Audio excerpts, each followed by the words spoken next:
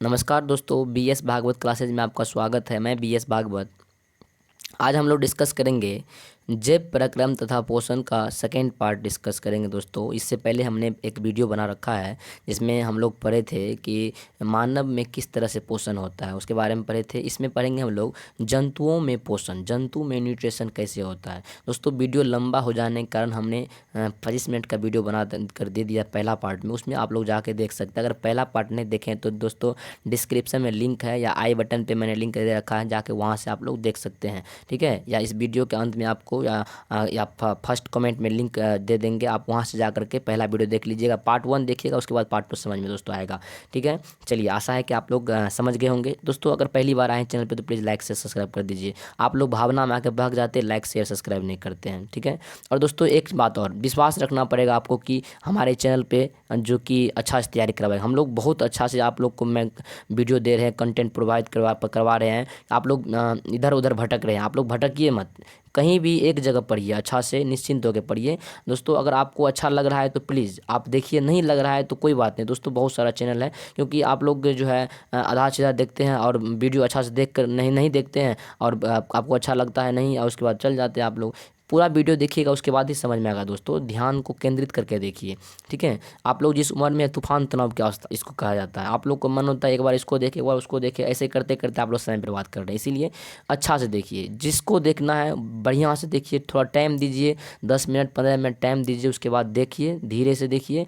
जिस तरह आप लोग फिल्म देखते हैं, फिल्म को तुरंत आप लोग जो एक बार भी स्किप नहीं करते, और आप लोग पढ़ाई वाला वीडियो को जो है बार बार स्किप करते रहते। इसीलिए ध्यान से देखिए इसको। चलिए, पहला क्या कर रहा है कि जंतुओं में पोषण कैसे होता है। देखिए प्रश्न, न्यूट्रिशन इन एनिमल कितने चरणों में संपन्न होता है। देखिए बहुत ही अच्छा क्वेश्चन है कि जंतु में जो है पोषण कैसे होता है और कितने चरणों में संपन्न होता है पोषण। देखिए तो पौधे अपना पोषण के लिए आत्मनिर्भर होते हैं। पौधे जो है वो अपना पोषण के लिए वो आत्मनिर्भर है, खुद से जो है वो क्या करते हैं, पोषण करते ग्रहण करते हैं, अपना से खुद से भोजन बनाते हैं।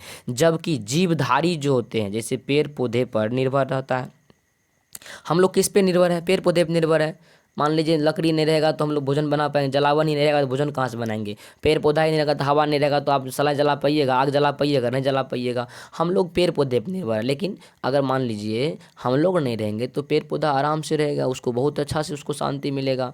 लेकिन दोस्तों ऐसा कुछ नहीं है, हम लोग एक दूसरे से सब रिलेटेड है, सभी को रहना जरूरी है। ठीक है, चलिए, जो भगवान ने जो हमें बनाया है वो बताइए किस यूनिवर्सिटी में पढ़ा होगा जो हमें इतना सोच के, यानी आप लोग टेंशन लेते रहते हैं कि पड़ोसी क्या कहता है, वो क्या कहता है, ये क्या कहता है। आप लोग कलमच निश्चिंत होकर पढ़िए, धीरे दिमाग को केंद्रित कीजिए। जिस उम्र में आप हैं ना, आप सोचते होंगे कि हमको लोग क्यों नहीं मेरा वैल्यू दे रहा है। आपका वैल्यू अभी कैसे देगा, आपका अभी कुछ इज्जत नहीं दोस्तों। आप अपना इज्जत मत दिखाइए, जितना गिर के रहिएगा उतना आप आगे बढ़िएगा, याद रखिएगा। देखिए चलिए प्रश्न की ओर चलते हैं हम लोग। यहाँ पे कह रहा है कि पौधे अपना पोषण के लिए आत्मनिर्भर होते हैं, जबकि जीवधारी पेड़ पौधे पर निर्भर होते हैं। पौधा तो खुद से पोषण बना लेता है भोजन, लेकिन जीवधारी क्या करते हैं, वो पेड़ पौधा पर निर्भर है, आश्रित है। अब देखा है वैसा जीव जो अपना पोषण दूसरे जीवों से प्राप्त करते हैं उसे परपोषी या इसे विषमपोषी बोलते हैं। ठीक है, जो जीव अपना भोजन क्या कहते हैं दूसरे जीवों के से प्राप्त करते हैं उसे परपोषी या परपोषी मतलब दूसरे पर निर्भर रहना या विषमपोषी कहा जाता है। ठीक है, देखिए जंतुओं में पोषण कई चरणों में संपन्न होती है। जंतु में क्या होता है, पोषण कई चरणों में संपन्न होती है। पहला अंतर्ग्रहण, जिसको अंतर्ग्रहण के द्वारा, ठीक है, देखिए क्या लिखा हो, INGESTION, इन इनगेस्टेशन। ठीक है, इनगेस्टेशन लिखल है। ठीक है, यहाँ आप देखिए अंतर्ग्रहण, जिसको इनगेस्टन भी बोलते हैं हम लोग, जंतुओं के द्वारा भोजन को शरीर के अंदर ग्रहण करने की क्रिया को अंतर्ग्रहण कहा जाता है। क्या कहलाता है दोस्तों, अंतर्ग्रहण। ठीक है, जो यानी कि समझिए अच्छा से कि अंतर्ग्रहण क्या होता है। जंतुओं के द्वारा भोजन को जो है शरीर के अंदर ग्रहण करने की क्रिया को अंतर्ग्रहण कहा जाता है। और देखिए पाचन क्या होता है। अब मान लीजिए हम भोजन खाते हैं, तो भोजन जो हम लोग खाते हैं, तो ये देखिए ये भोजन जब खाते हैं हम लोग तो यहाँ से क्या होता है, इसको अंदर लेते हैं, इसी को हम लोग अंदर कहते हैं, अंतर्ग्रहण यानी कि इनगेस्टन कहते हैं। ठीक है, पाचन क्या होता है, देखिए दोस्तों शरीर में क्या कर रहा है, शरीर के अंदर भोजन का सरल अणुओं में विघटित होना पाचन कहलाता है। पाचन क्या कहलाता है, शरीर के अंदर जो है, शरीर के अंदर जो भोजन है उसी को क्या कहते हैं, शरीर के अंदर भोजन का सरल अणुओं में विघटित होना भोजन क्या कहता है, पाचन कहलाता है। जैसे मान लीजिए हम कोई भोजन किए और शरीर के अंदर भोजन जा कर के क्या हुआ, वो टूट गया, विघटित हो गया वो, ठीक है, धीरे धीरे बंटवारा हो खंडित हो गया, जिससे क्या कहते हैं हम लोग कहते हैं भोजन पच गया है, उसे पाचन कहते हैं। अगला कह रहा अवशोषण क्या होता है, एब्जॉर्बेशन, ठीक है, ABSORPTION, एब्जॉर्बेशन, ठीक है। एब्जॉर्बेशन क्या होता है, देखिए पाचन क्रिया के फलस्वरूप जब पाचन हो जाती है, इसी क्रिया के फलस्वरूप जो है, जब कोई चीज़ पच जाता है, पाचन क्रिया के फलस्वरूप भोजन के सरल अणु यानी कि आंत, ठीक है, आंत की दीवार द्वारा अवशोषित होकर रुधिर में मिल जाती है, जिसे अवशोषण कहा जाता है, ठीक है। अवशोषण क्या होता है समझिए, पाचन क्रिया जब होती है उसी के फलस्वरूप जब भोजन सरल अणु यानी कि आंत की दीवार द्वारा अवशोषित होकर के रुधिर में मिल जाती है, जिसे अवशोषण कहा जाता है। इसी में जानना है कि स्वांगीकरण क्या होता है। देखिए स्वांगीकरण जिसको हम लोग एसम्बिटेशन कहते हैं, ASSIMBITI। आप लोग इसलिए हम फ्रेश से एक एक करके पढ़ रहे हैं, क्योंकि देखिए कर्सिव राइटिंग में लिखा रहा है, इसीलिए आप लोग को पढ़ने लिखने में आप लोग गलत न कर दे, इसीलिए हम स्पेलिंग लगा के उच्चारण कर रहे हैं। देखिए यहाँ पे पोषण के जिस चरण में ऊर्जा का उत्पादन या जीवों द्वारा जीव द्रव का निर्माण होता है, जिसे स्वांगीकरण कहा जाता है। देखिए अब अगला जानते हैं हम लोग, जब हम लोग क्या कहने का मतलब हुआ कि पोषण के जिस चरण में ऊर्जा का उत्पादन होता है, जैसे मान लीजिए हम लोग कुछ खाएं पिए, ठीक है, उससे क्या होता है, ऊर्जा का जिस चरण उत्पादन होता है उसे जीव द्रव का निर्माण, उसमें क्या होता है, जीव द्रव का निर्माण होता है, जिसे स्वांगीकरण कहा जाता है, ठीक है। अगला कह रहा है बहिष्करण क्या होता है, EGESTION, एक्सटेंड, ठीक है, क्या होता है, देखिए भोज्य पदार्थों को मल के रूप में शरीर से बाहर करना बहिष्करण कहलाता है। जैसे मान लो जो भोजन किए आप, उसको शरीर के उसी को मल मूत्र कहते हैं, उसी मल को जो हम लोग क्या करते हैं शरीर के बाहर निकालते हैं, उसे कहते हैं बहिष्करण करना, ठीक है। अगला प्रश्न क्या कर रहा है, जो कि बहुत ही इंपॉर्टेंट है दोस्तों, लिख दिया हूँ मैंने भी है। देखिए कोई वस्तु सजीव है, इसका निर्धारण करने के लिए हम किस मापदंड का उपयोग करेंगे, बताइए। कोई वस्तु सजीव है, इसका निर्धारण करने के लिए हम कैसे जानें कि ये सजीव है कि निर्जीव है। तो चलिए आप लोग बचपन में पढ़े होंगे कि जैसे चोट लग जाए, जैसे दर्द हो, ठीक है, आप लोग पढ़े तो होंगे जरूर। समझिए यहाँ पे कह रहा है कौन लिविंग थिंग है। हाँ, बच्चे जब प्राइवेट स्कूल में पढ़ते हैं तो वहाँ बच्चे को living thing non living thing इतना रटवाया आता है कि मत पूछिए, ठीक है। कोई भी वस्तु सजीव है, इस बात को साबित करने के लिए श्वसन प्रक्रिया मापदंड का सहारा लेते हैं। चूँकि श्वसन क्रिया के दौरान यानी सांस लेना, जब श्वसन क्रिया के द्वारा क्या होता है, ऊर्जा का निर्माण होता है, और हम सभी अपने दैनिक कार्यों को संपन्न करते हैं ऊर्जा के दौरान ही, ठीक है। चलिए आगे चलते हैं हम लोग।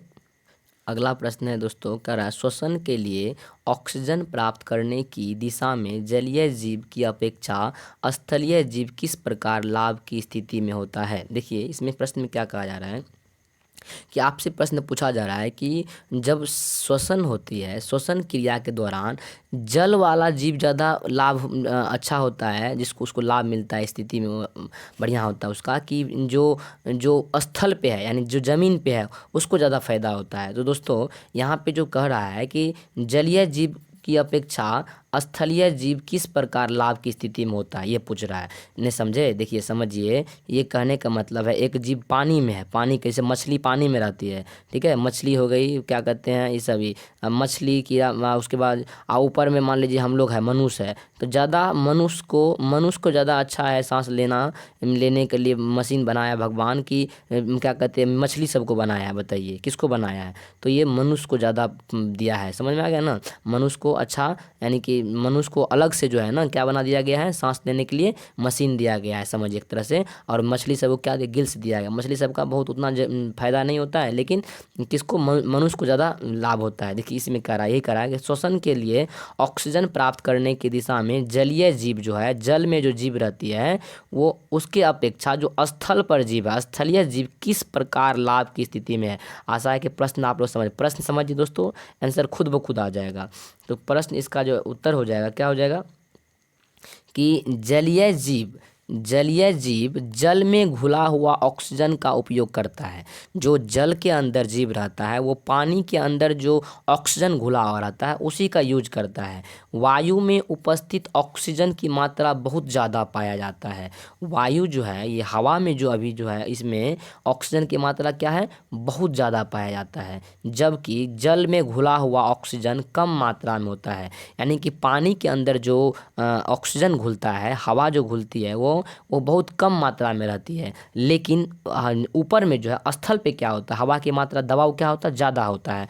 इसीलिए जो है यहाँ पे पाया जाता है। स्थलीय जीवों को अपना दैनिक कार्य करने में ज़्यादा ऊर्जा की आवश्यकता पड़ती है। वैसे भी हम लोग जो है, हम लोग कहाँ रहते हैं, हम लोग ज़मीन पे रहते हैं, स्थल पे रहते हैं। तो हम लोग को दैनिक कार्य करने में जो हम लोग का काम है उसको करने हमें ज़्यादा ऊर्जा, एनर्जी लॉस होती है, ठीक है ना, आवश्यकता होती है। इनमें श्वसन अंग विशेष रूप से पाए जाते हैं। इनमें क्या होते हैं, इनमें हम लोगों में जो है ना एक अलग से विशेष रूप से एक श्वसन अंग दिया गया है, बनाया गया है। अतः इस प्रकार से श्वसन क्रिया में स्थलीय जीव लाभ स्थिति में होते हैं। इसीलिए हम लोग क्या है, हम लोग फायदा में है, फायदामंद है। हम लोग को भगवान ने क्या किया है, एक श्वसन नली, सांस नली बना दिया है, फेफड़ा जो दिया है उसमें, उसी में हम लोग क्या करते हैं, उसी से हम लोग सांस लेते हैं, ठीक है। लेकिन मछली कौन सी सांस लेती है, ऑप्शन दोस्तों कमेंट बॉक्स में लिखिए तो मछली किस चीज़ से सांस लेती है। मछली ये दोस्तों, मछली का फिगर तो नहीं हुआ, देखिए मछली हमको बनाने नहीं हो रहा है, मछली का फिगर बनाइए आप लोग। मछली बताइए, कॉमेंट में बताइए तो मछली कैसे सांस लेती है। चलिए ऑप्शन कमेंट कीजिए आप लोग, मछली कैसे सांस लेती है। बहुत ही दोस्तों इम्पोर्टेंट वीविया, इसको लिख लीजिए, ये क्वेश्चन है, ये देखिए वीविया है, ठीक है। देखिए क्या कर रहा है इसमें, मानव पाचन तंत्र, ह्यूमन डाइजेस्टिव सिस्टम का सचित्र वर्णन करे।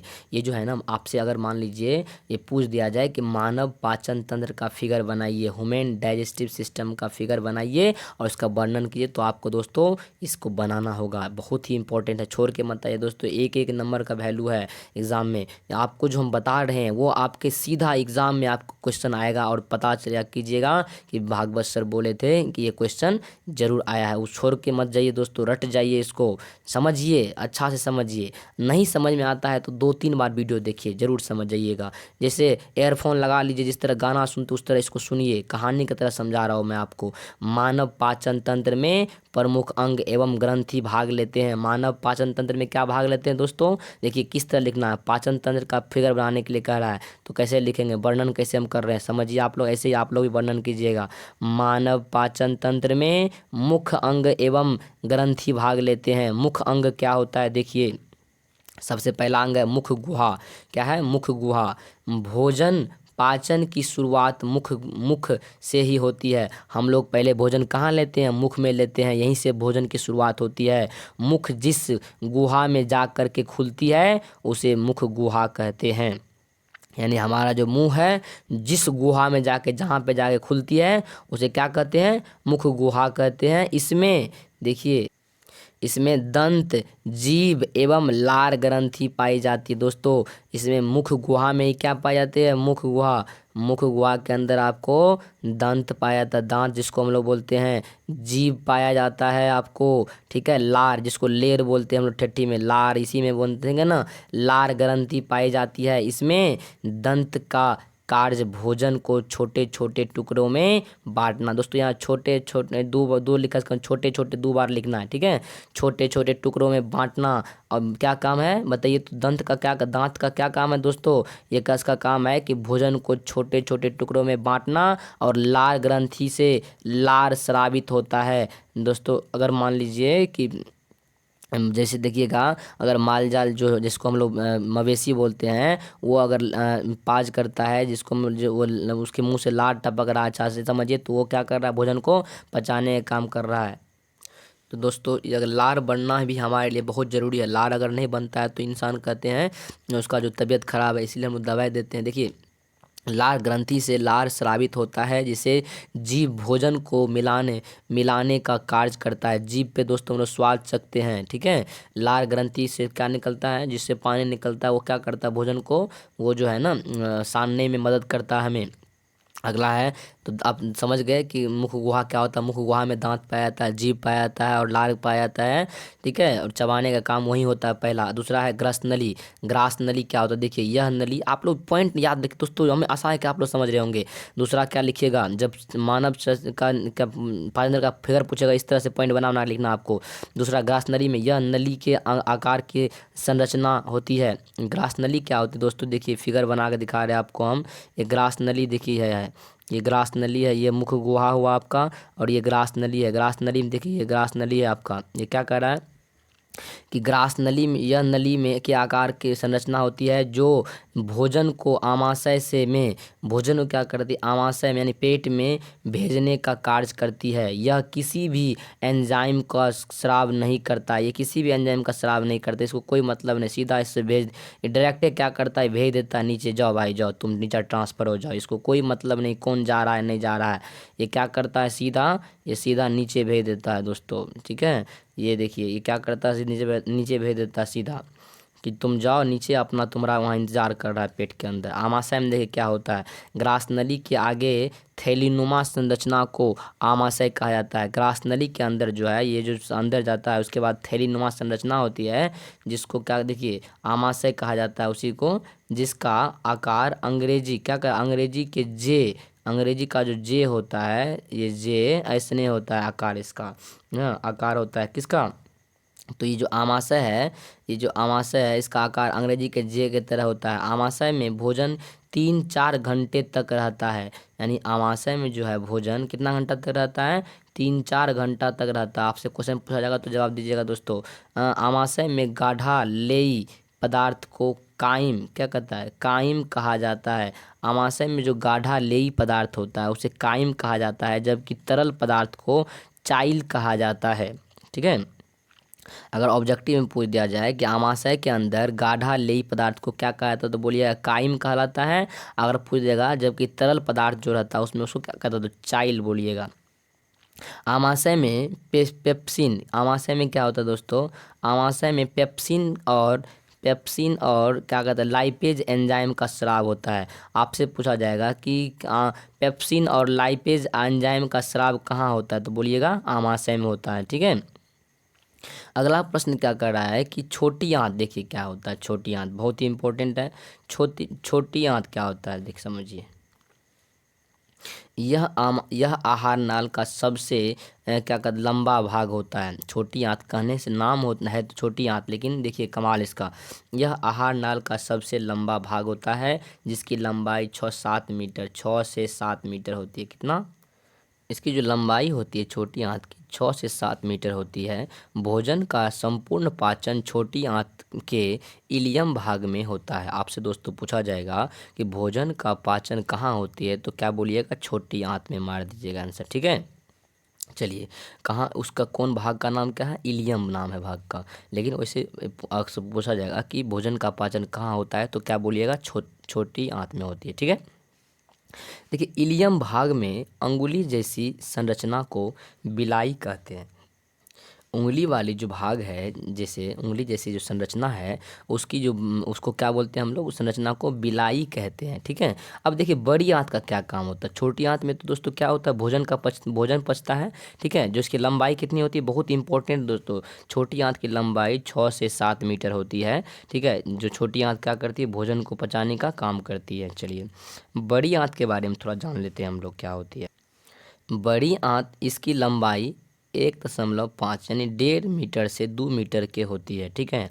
1.5 से कितना, 2 मीटर के आसपास होती है बड़ी आंत की लंबाई, ठीक है। देखिए छोटी आंत का नाम है छोटी आंत, लेकिन है बड़ी लंबी वो, लेकिन बड़ी आंत नाम है इसका, लंबाई कितना है, 1.5 मीटर से 2 मीटर, 1.5 मीटर से लेकर 2 मीटर तक, ठीक है, होती है। इसमें भोजन का पाचन नहीं होता है, इसमें बड़ी आंत में भोजन नहीं पचता है, ठीक है। यह जल अवशोषण का कार्य करती है। बड़ी आंत क्या करती है, जल को अवशोषण का काम करती है और अपच पदार्थ को गुद्दे द्वार या मल द्वार के सहारे बाहर निकालने का काम करती है। दोस्तों आपसे पूछा जाएगा कि गंदा जो यानी कि कहने का मतलब ये मल द्वार यानी कि जितना भी गंदगी अवशिष्ट पदार्थ है ये कहाँ रहती है, ये बड़ी आंत में ही आके रहती है। ठीक है, छोटी आंत की लंबाई कितना है, 6 से 7 मीटर है। अब बड़ी आंत की लंबाई 1.5 यानी 1.5 मीटर से 2 मीटर के बीच में। इसमें जितना भी अवशिष्ट पदार्थ है, पानी उनी जितना भी होता है, जल जमा वाला सब किस में रहता है, बड़ी आंत में ही रहती है। ठीक है, ये जितना भी है इसको इसमें इसी के सहारे, बड़ी आंत के सहारे मल द्वार के द्वारा बाहर निकाला जाता है इसमें। दोस्तों ये फिगर का स्क्रीनशॉट ले लीजिए आप लोग। देखिए किस तरह से फिगर बनाया हुआ है,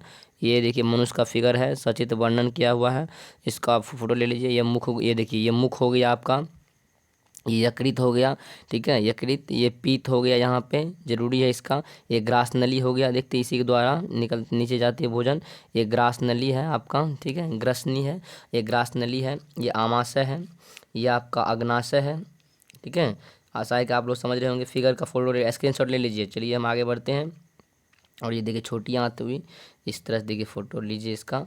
यहाँ देखिए छोटी आंत दिख रहा है आपको, ये बड़ी आंत, यानी बड़ी आंत की लंबाई जो है वो बहुत कम होता है, 1.5 से लेकर 2 मीटर तक की होती है। लेकिन छोटी आंत जो है, छोटी आंत की लंबाई कितनी होती है, 6 से 7 मीटर होती है। कहने का मतलब हुआ कि देखन में छोटा न लगे, घाव करे गंभीर, वही वाला बात हो गया यहाँ पे। तो है तो नाम छोटी आंत, लेकिन काम क्या करती है, इसीलिए हमेशा किसी को भी छोटा बड़ा नहीं समझना चाहिए। सब अपने आप में क्या होती है, 100% होता है। ठीक है, ध्यान दीजिए। अगला प्रश्न क्या कह रहा है, अगला प्रश्न में क्या कर रहा है कि आमाशय, देखिए इस तरह से प्रश्न है कि आमाशय में HCl अम्ल की क्या भूमिका होती है। दोस्तों अगर इससे पहले वाला वीडियो नहीं देखें आप तो प्लीज़ जाकर पहले वो वीडियो देखिए, समझे ना। जैसे ही इसको छोड़िएगा उसको जाकर देख लीजिएगा। अगर पहला वो देख लिए हैं तो इसको देखते हैं तो ज़रूर, हम आशा लगा है कि समझ रहे होंगे आप लोग। आमाशय में HCl अम्ल की क्रिया क्या भूमिका होती है। तो आमाशय जो है यानी पेट में जो है HCl क्या काम करती है, हाइड्रोक्लोरिक अम्ल क्या काम होता है बताइए तो देखिए हम लोग जानते हैं इसका आंसर भी है। दोस्तों कई बार पूछा गया है क्वेश्चन ये, ठीक है, बहुत बार पूछा गया। आमाशय में HCl अम्ल की बहुत बड़ी भूमिका होती है। क्या, यह हमारे शरीर में प्रतिदिन 3 लीटर स्रावित होता है। ये कितना लीटर, 3 लीटर स्रावित होता है, जिसका प्रमुख कार्य हानिकारक जीवाणुओं को नष्ट करना। दोस्तों हमारे जो शरीर में, हमारे मुख में जो लार बनता है वो इसी का काम है। लार नहीं होता है जिसको हम लेर बोलते हैं हम लोग, ठीक है, इसका क्या काम होता है बताइए।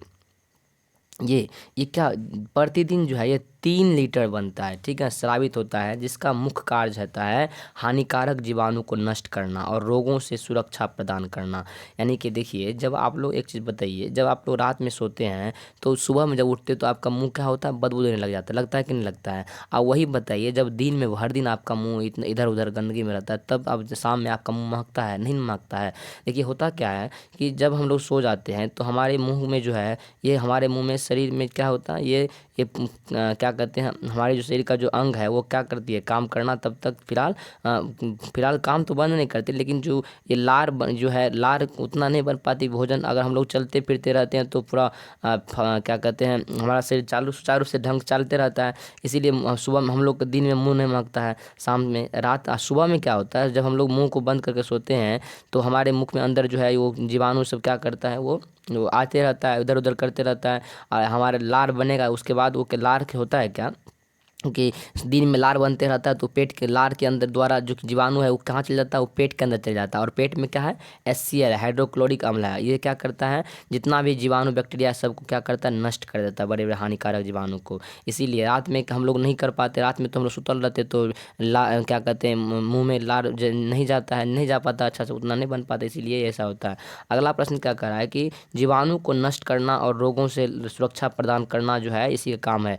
आमाशय के जठर ग्रंथि से जठर रस तथा पेप्सिन एंजाइम का स्राव होता है। आमाशय का जो जठर ग्रंथि है, आपसे पूछा जाएगा कि आमाशय के जठर ग्रंथि से क्या निकलता है, तो क्या बोलिएगा, जठर रस निकलता है तथा पेप्सिन एवं एंजाइम का स्राव होता है। आमाशय के जठर रस से जठर ग्रंथि से जठर रस निकलता है, पेप्सिन एंजाइम का स्रावित होता है, वहाँ से निकलता है, ठीक है, जो प्रोटीन के जटिल अणुओं को छोटे छोटे खंडों में तोड़ देता है, जिसे क्या कहता है, पेप्टोन कहते हैं। क्या कहते हैं उसको हम लोग, पेप्टोन। आशा है दोस्तों यहाँ से ऑब्जेक्टिव बन सकता है, या ध्यान रखिएगा। अगला प्रश्न क्या कह रहा है कि पौधों में गैसों का आदान प्रदान कैसे होता है। पौधा जो है एक पौधा को दूसरे पौधा को गैस कैसे आदान प्रदान करता है। देखिए, तो विसरण विधि द्वारा, कौन विधि द्वारा, विसरण विधि द्वारा पौधों में गैसों का आदान प्रदान किया जाता है, जिसमें पौधा की पत्ती पाए जाने वाले स्टोमा इसके अलावा छाल गैसों के आदान प्रदान में सहायक साबित होता है। देखिए, पौधों में जो है ना, ये विसरण विधि के द्वारा क्या होता है, गैसों का आदान प्रदान किया जाता है, जिसमें पौधों की पत्तियां पाई। आपसे पूछा जाएगा कि पौधों में गैसों का आदान प्रदान किसके द्वारा होता है, तो ऑप्शन में जो रहेगा विसरण, तो क्या मारिएगा, विसरण विधि के द्वारा। आशा समझ गए होंगे। चलिए अगला क्या कह रहा है, रसारोहण क्या है। देखिए, जड़ में पाए जाने वाले जाइलम ऊतक के द्वारा मिट्टी में उपस्थित खनिज लवण को निरंतर ऊपर चढ़ाने की प्रक्रिया को रसारोहण कहते हैं। समझे। देखिए, जड़ में जो है, मान लीजिए पेड़ पौधा है, इसके जड़ में जो पाए जाने वाले जाइलम ऊतक के द्वारा मिट्टी में उपस्थित खनिज लवण को जो निरंतर ऊपर चढ़ाने की जो प्रक्रिया है, उसे क्या कहते हैं हम लोग, रसारोहण कहते हैं। ठीक है। अगला कह रहा है कि सहजीवी क्या है। देखिए, सहजीवी क्या है, दो जीवों के बीच परस्पर वैसा संबंध जिसमें दोनों जीव को लाभ होता है, उसे सहजीवी कहते हैं। जैसे भैंस हो गया, कौवा हो गया। अब देखिए क्या करता है, भैंस को क्या मिल जाता है, भैंस को जो है, यहाँ भैंस को क्या छुटकारा मिल जाता है, कौवा को क्या मिल जाता है। आप लोग जब देखे होंगे भैंस के ऊपर कौवा जब बैठता है, तो कौवा देखिएगा भैंस के कान में खोद खोद के कुछ खाते रहता है। तो भैंस से कौवा क्या प्राप्त कर लिया, उसके अंदर में जो जितना भी क्या कहते हैं, जो क्या ढील सब उसका होता है, जिसको हम लोग जू बोलते हैं, वो सब खा लेता है। कौन, चमोकन जिसको हम लोग बोलते हैं, वो सब खा लेता है। भैंस के शरीर से कौन, कौवा खा लेता है। जितना भी छोटा छोटा जीव होता है उसको खा लेता है। तो कौवा को क्या हो गया, कौवा को भोजन मिल गया, भैंस को क्या मिल गया, उसे छुटकारा मिल गया। तो जिसमें सहजीवी वह होता है जिसमें दो जीव होता है, जिसको परस्पर एक दूसरे से क्या हो, संबंध हो, जिसमें दोनों को, एक को लाभ, क्या जीव को, दोनों जीव को क्या हो, लाभ हो। जैसे इसको क्या होता है, उसे सहजीवी कहते हैं। कवक और शैवाल हो गया। कवक जो है कहाँ पाया जाता है, भोजन में, और शैवाल कहाँ, पानी में पाया। देखिए, ठीक है ना, कवक शैवाल कहाँ पाया जाता है, ये भोजन में, और कवक कहाँ पाया जाता है, पानी में। ठीक है। देखिए इस तरह से तो आपको मिल गया। दंत, देखो दंत क्षय क्या होता है, बहुत ही इंपॉर्टेंट क्वेश्चन है दोस्तों, कई बार पूछा गया है, बहुत बार पूछा गया है ये। दंत क्षरण क्या है। दंत क्षरण, पानी में फ्लोराइड की मात्रा बढ़ जाने से अनेक जीवाणु कोशिका भोज्य पदार्थों के साथ मिल करके दंतों पर चिपक जाते हैं, समझे, और दांतों को क्षरण करना शुरू कर देता है। चूँकि भोजन अम्ल से अभिक्रिया करके दंत की परत को मुलायम कर देता है। ठीक है, उसे ही क्या कहते हैं हम लोग, दंत क्षय कहते हैं। अतः इससे बचने के लिए जो है ना, हमें क्या करना चाहिए, ज़्यादा मीठे वाला भोजन का सेवन नहीं करना चाहिए। हम लोग क्या करते, फिर भी हम लोग दंत क्षय को नहीं देखते हैं, हम लोग भोजन, अच्छा भोजन हम लोग चाप देते हैं पकड़ के। दोस्तों फिर से कह रहा हूँ दोस्तों, अगर पहली बार आप आए चैनल पे तो प्लीज़ चैनल को लाइक कीजिए दोस्तों, सब्सक्राइब कीजिए जल्दी से। आप लोग वीडियो देख लेते हैं और भाग जाते, भावना में आकर के वीडियो सब्सक्राइब नहीं करते हैं मित्रों। दोस्तों इस चैप्टर का आखिरी सवाल है, जो कि बहुत ही इंपॉर्टेंट सवाल है, जो कि बहुत बार पूछा गया है एग्जाम में। देखिए क्या प्रश्न कर रहा है कि अमीबा में पोषण किस प्रकार से होता है। देखिए, अमीबा बहुत ही अच्छा तरीका से कहानी की तरह समझाऊंगा आपको। अमीबा एक कोशिकीय प्राणी होता है। अमीबा क्या होता है, एक कोशिकीय प्राणी होता है, जिसका कोई निश्चित आकार नहीं होता है। दोस्तों अमीबा का कोई निश्चित आकार नहीं है। यह अपना भोजन प्राणी संपोषी के आधार पर शैवाल, डायटम, जीवाणु, विषाणु, कवक को कुटपाद की सहायता से ग्रहण करता है। ठीक है, अमीबा जो है ना, एक कोशिकीय जीव है, जिसका कोई आकार निश्चित नहीं। दोस्तों इसको जिधर मन उधर चल जाता है, ठीक, उधर उधर बढ़ जाता है इसका। ये क्या करता है, जिधर भोजन ज़्यादा हो गया उधर फट जाता है, और अपने आप जो है ये देखिए फिर से दूसरा नया पैदा कर लेता है। अमीबा कभी मरता नहीं। अमीबा अपने सतही स्तर पर उंगलीनुमा जो है, ऐसे उंगलीनुमा जैसा संरचना बनाता है, जिसे कुटपाद कहते हैं। अमीबा क्या करता है, अमीबा अपने सतही पर क्या करता है, जहाँ अमीबा रहता है वहीं पे उंगलीनुमा जैसा संरचना बना लेता है, जिसे कुटपाद कहते हैं। यह कुटपाद अपने चारों ओर क्या कहते हैं, प्लेनुमा संरचना बनाता है, जिसे फूड कप कहते हैं। इसकी सहायता से भोजन को चारों तरफ से घेर लिया जाता है इसी के द्वारा, ठीक है। और घेरने के बाद जो है उसके बाद खाद्य रसधानी, ठीक है, या खाद्य धानी या रसधानी का निर्माण कर अमीबा अपने शरीर से एंजाइम का स्राव करता है। बहुत बार दोस्तों क्वेश्चन पूछा गया, रट जाइए इसको। जैसे ट्रिप्सन में क्या कहता है, पेरिसन, एमाइलेज या इत्यादि। यह एंजाइम भोजन को पचाने में अमीबा के अंदर क्या क्या पाया जाता है बताइए। ट्रिप्सन, पेप्सिन, ये सभी इत्यादि सभी पाया जाता है। यह एंजाइम भोजन को पचाने में कार्य करता है और अमीबा के अंदर यही सब एंजाइम पाया जाता है, ठीक है। आपसे पूछा जाएगा कि ट्रिप्सन, पेप्सिन, एमालाइज की एमाइलेज किस किस जीवाणु के अंदर पाया जाता है बताइए। तो क्या बोलिएगा, किसके अंदर, अमीबा के अंदर पाया जाता है, ठीक है। आपसे पूछा जाएगा कि भोजन का अमीबा भोजन कैसे करता है, कुटपाद के द्वारा करता है, ठीक है। चलिए, अमीबा भोजन का पाचन खाद्य रिक्तिकाओं में होती है और इस प्रकार से अमीबा सारा पोषक तत्व को ग्रहण करके अपच पदार्थ को छिद्र या रिक्ति से के सहारे बाहर निकाल देता है और इस प्रकार से अमीबा अपना पोषण का कार्य करता है। अमीबा देखिए दोस्तों ये क्या करती है, ये जो अमीबा है ना, देखिए ये देखिए यहाँ से देखिए, ये फिगर के माध्यम से समझते, ये अमीबा क्या करती है, नीचे से ये जाती है और यहाँ पे कोई भोजन रहता है, यहाँ पे इसको चारों तरफ से ऐसे जाएगी, अब घेर लेगी, ये ऐसे घेर करके ये दोनों इधर से भी बढ़ रही है, इधर से भी बढ़ रही है, घेर करके यहाँ पे इसको बीच में ला लेती है। कहाँ ला लेती है दोस्तों, इसको बीच में ला लेती है और उसके बाद इसको चाप करके देखिए खा जाता है, दिख रहे हैं ना यहाँ पे। और धीरे धीरे क्या देखिए यहाँ पे केंद्रक हुआ, ये पाचन हुआ बी में और यहाँ अवशोषण कर रहा है, यानी कि पचा रहा है उसको, भोजन ग्रहण, देखते हैं ना। इसी तरह फोटो बनाइएगा आप लोग, नहीं तो नंबर काट लेगा दोस्तों। इसको स्क्रीनशॉट इसका ले लीजिए, फिगर बना लीजिएगा आप लोग कॉपी में। और उसके बाद देखिए इसको पचाने के बाद देखिए स्वांगीकरण हो रहा है, यहाँ पे देख रहे हैं ना किस तरह पचाया। और जो अपच भोजन होता है, जो मल उसका मल मूत्र होता है, इसको क्या करता है, यहाँ से निकाल देता है, ठीक है। स्वांगीकरण कर रहा है, यहाँ क्या कहता है, बहिक्षेपण हो रहा है, ठीक है। चलिए आगे चलते हैं हम लोग दोस्तों। तो दोस्तों हमने यानी कि जे पराक्रम और पोषण जो है इस चैप्टर को हमने ख़त्म कर दिया है, ठीक है। आशा है कि दोस्तों आप लोग समझ गए होंगे। दोस्तों इस पहले वाले वीडियो आपने नहीं देखा है तो प्लीज़ जाके चैनल पे डिस्क्रिप्शन में लिंक है नीचे और फर्स्ट कमेंट में मैंने पिन अप भी कर रखा है, जा कर के वहाँ से आप वीडियो देख लीजिए। और वीडियो देखने के बाद जो है आप जो है कॉपी में नोट कर लीजिए और यहाँ से आप फेयर कॉपी बना लीजिएगा दोस्तों, ठीक है। आशा है कि आप लोग समझ गए। धन्यवाद दोस्तों, मिलते हैं अगले वीडियो में, तब तक के लिए दोस्तों जय हिंद जय भारत। दोस्तों वीडियो को बहुत ज़्यादा प्यार दीजिएगा दोस्तों, आप लोग अपने मित्रों में शेयर कीजिए दोस्तों, प्लीज़ दोस्त।